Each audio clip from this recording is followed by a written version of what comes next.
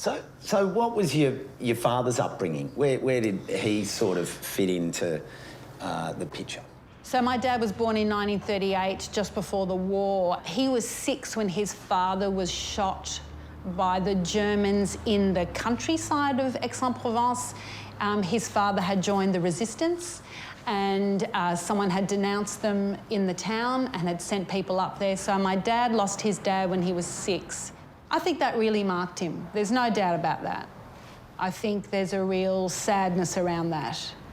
And when I went to France once with him by myself, I went looking through the cemeteries and I found my grandfather's grave. Oh.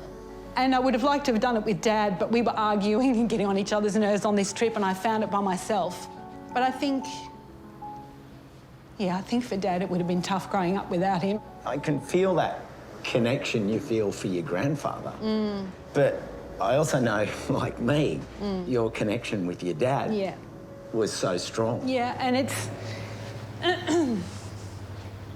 So he died a couple of years ago, and I would have loved to walk through here with him. Yeah.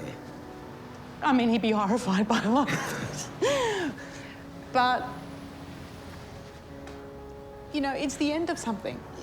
And when I was born, he planted a tree in Aix-en-Provence in a relative's garden, and the tree is like 54 now, right? And he once Googled it from Google Maps and took a photo of it. Really? So the tree's huge now.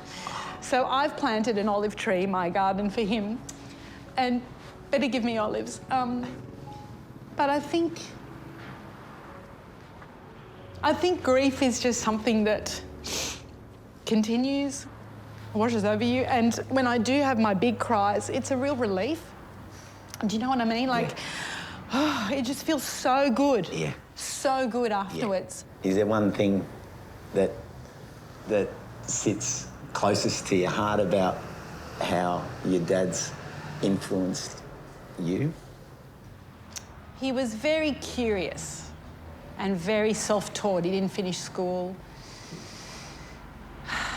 So be curious, you know, and about everything, even things you think you know. You know, be curious, read it, get the book, look it up online.